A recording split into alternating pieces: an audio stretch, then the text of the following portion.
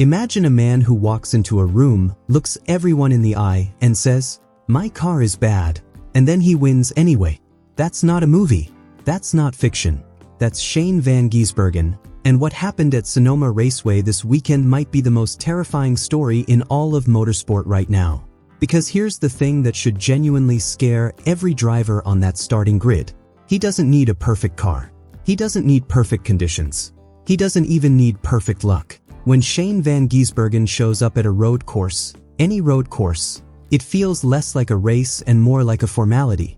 And this weekend at Sonoma, he just rewrote history, while simultaneously warning the field that Sunday hasn't even started yet. Stay with me, because this story has layers, and by the end of it, you'll understand exactly why this man might be the most dangerous driver in NASCAR today. Before we go any further, I want to say something real for a second. This channel, NASCAR Report Today, exists because of people like you. People who actually care about the story behind the race. Not just who won, but why it matters. The history, the pressure, the moments that don't make the highlight reel. If that's why you're here, if you're the kind of fan who wants to understand this sport at a deeper level, then please hit that subscribe button right now. Because this story we're about to tell, it's one of the best in NASCAR this season. And I don't want you to miss a single chapter of it. Now, let's get into it. On Saturday, June 27, 2026, Shane van Gisbergen climbed into the number 9 JR Motorsports Chevrolet, rolled to the front of the grid at Sonoma Raceway, and proceeded to make 79 laps look absolutely effortless. He started from the pole. He led 66 of those 79 laps. He crossed the finish line 1.324 seconds ahead of his own teammate, Connor Zilisch. And when it was all over, he stood in victory lane almost looking bored. Not because he didn't care, but because when you're that good at something, when it comes that naturally, dominance can almost feel routine. This was the pit boss FoodMaxx 250. And it was Shane van Gisbergen's 6th career win in the NASCAR Xfinity Series. Here's the number that matters most. Every single one of those 6 wins, every last one, has come on a road course or street circuit. 6 road course wins. 6 starts. All 6 times he's won, it's been on a track that turns both left and right. Let that sink in. Now let's talk about what this win actually means in the history books, because this is where it gets really special. Coming into this weekend, Shane van Gisbergen was tied at 5 Xfinity road course wins with Marcos Ambrose. Ambrose, a legend from Australia who raced in NASCAR between 2008 and 2014 across 77 starts, won 5 road course races. 5 of those came at Watkins Glen, with his only other win at Montreal in 2011. Shane van Gisbergen passed that mark this Saturday. In just 39 starts, less than half the starts it took Ambrose, van Gisbergen now stands alone as the most successful foreign-born driver in Xfinity road course history. But here's the honest truth. He's not the all-time king yet.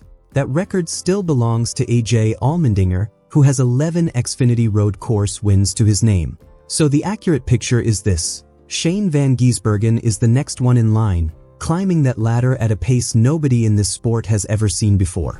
He is not chasing history. History is barely keeping up with him. So how did it actually happen? Let's walk through it.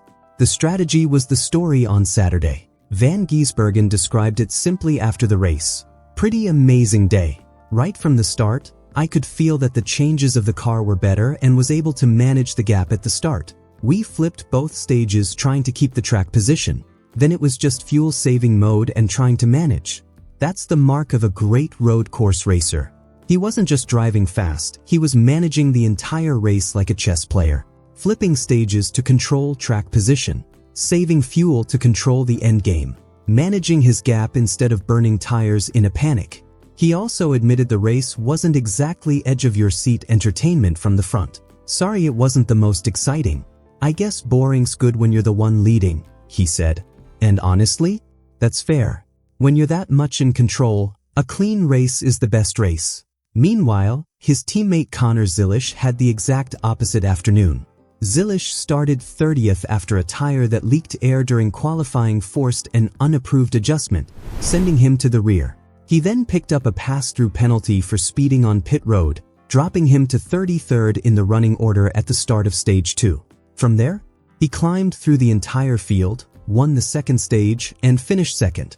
In a day where everything went wrong, Connor Zilisch almost found a way to make it right.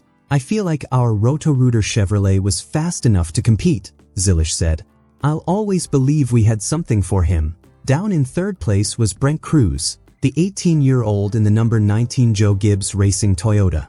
He finished third, scored a race-high 50 points, and moved back into a chase-eligible spot at 11th in the standings. His approach was deliberate.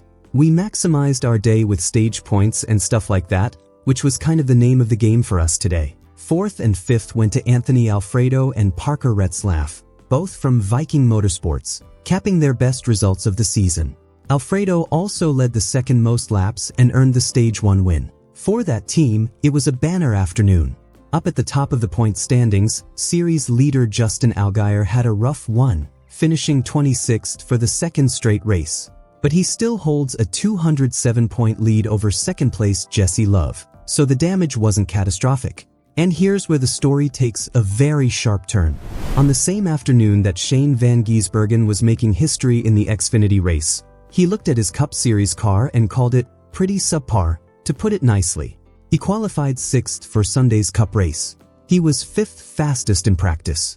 His own team got beaten badly in the second qualifying group. "We definitely need to improve it. It was a bit of a struggle, really," he said. "People smoked us in Group 2. We need to make some improvements." A subpar car, 6th on the grid. And he's still the story everyone's talking about going into Sunday. Because here's what his rivals actually know, and what this whole weekend proves. Last year at this same track, Shane van Gisbergen led 97 of 110 laps in a Cup Series race so dominant it barely looked like a competition. He is the defending race winner here. He is the defending pole sitter here. And he has a history of bringing struggling cars back to life by Sunday. "We've had bad cars before and made them come alive on Sunday," he said. "Pretty confident my guys can make it better. Should be a bit of fun trying to move forward." The math behind Sunday is critical. Van Gisbergen currently sits below the NASCAR Cup Series chase cut line. The previous weekend in San Diego at Naval Base Coronado, he chose not to take stage points, trying to hold track position, and then got wrecked in a restart after a mistake by Austin Hill. The result was destroyed. "That's always the tough thing," he said. "You want to score stage points, but then you can bury yourself in the pack. You can't really strategize around it." And here is the brutal reality. Sonoma Raceway is the last road course on the entire Cup schedule this season. This is his best remaining chance to win his way into playoff contention before the calendar turns to ovals where other drivers hold the advantage. If he wins Sunday, he ties Chase Elliott for second most Cup road course wins in history with 7. Only Tony Stewart with 8 and Jeff Gordon with 9 would remain ahead of him. This is not just a playoff points battle.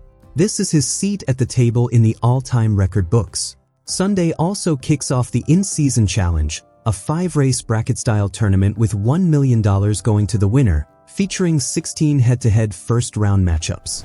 Shane van Gisbergen drew Ryan Preece in the opening round. And these two have history.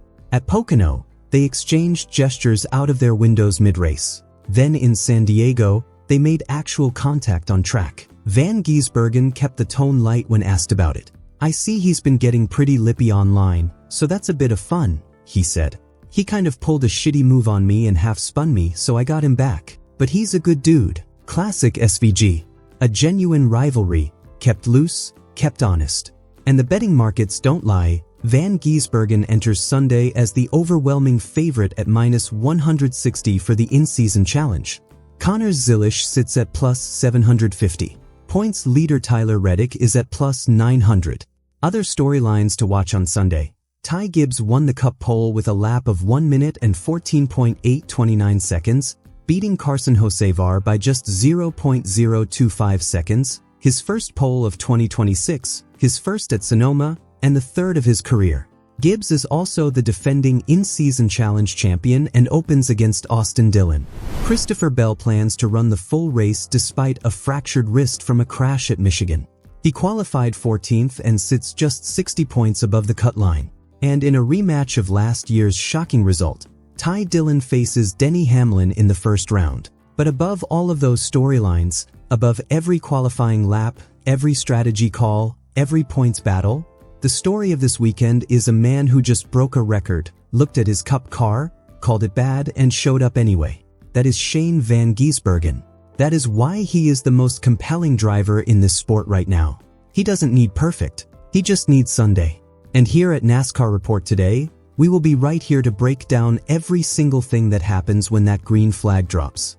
If this kind of deep dive storytelling is what you want from your NASCAR coverage, please subscribe to NASCAR Report today right now. Hit the bell so you never miss a video. Drop a comment below telling us who you think wins at Sonoma on Sunday. We read every single one. Thank you for watching. We'll see you after the race.